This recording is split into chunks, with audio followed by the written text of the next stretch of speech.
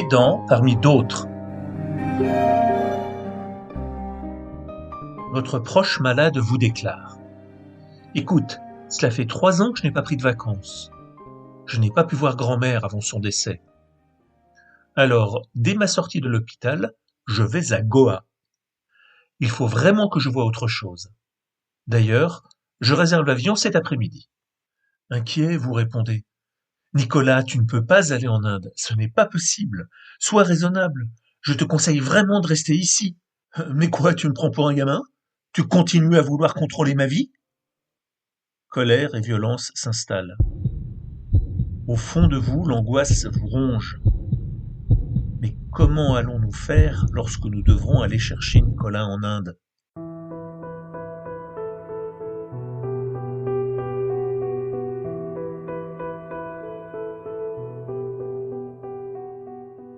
Bonjour, je m'appelle Bruno, je suis un aidant. Aujourd'hui, nous allons parler de l'écoute. Alors, ouvrez grand vos oreilles, c'est parti.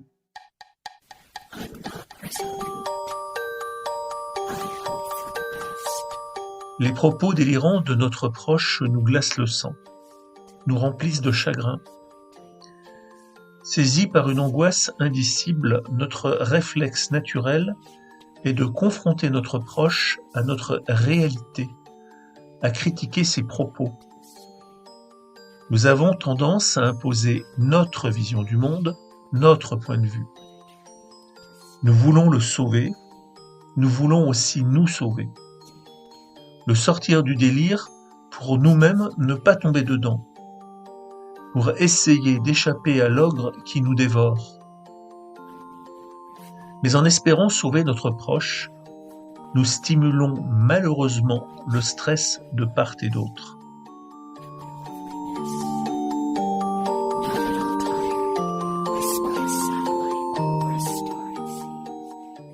Alors, que faire ? Ne pas répondre. Écouter, regarder notre proche, montrer que nous l'écoutons. Accorder autant d'attention aux mots qu'à l'expression de son corps. Poser des questions de clarification, n'apporter aucun jugement. C'est ce qu'on appelle l'écoute active. Par ailleurs, nous pouvons utiliser l'écoute réflexive. Elle permet le répit lorsque l'on est pris par le vertige de l'angoisse. Elle nous apaise, aidant comme aidé. Comment ? En renvoyant systématiquement ce que l'on a entendu et en s'assurant que l'on a bien compris. Par exemple, lorsque votre proche dit « Je n'ai pas besoin de lithium, ça me détraque les reins et me fait grossir. C'est pour ça que mon patron m'a viré. Je vais la signer pour harcèlement. » Vous répondez : « Si j'ai bien compris ce que tu m'as dit, le lithium te détraque les reins et te fait grossir. C'est pour ça que ton patron t'a viré et tu veux la signer pour harcèlement.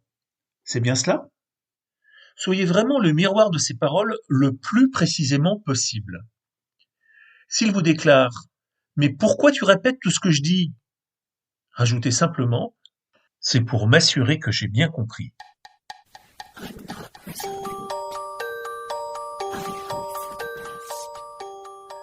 Rappelez-vous, pratiquer l'écoute active et l'écoute réflexive permet de soulager les tensions intérieures en renvoyant systématiquement et le plus fidèlement possible ce que nous avons entendu.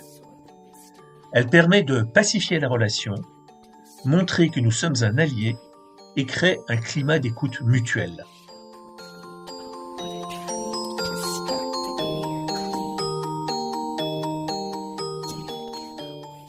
Si vous avez aimé cet épisode, merci de le liker sur le petit pouce en bas de l'écran. N'hésitez pas à le diffuser largement autour de vous. Et n'oubliez pas de vous inscrire à la chaîne Aidant parmi d'autres. À bientôt!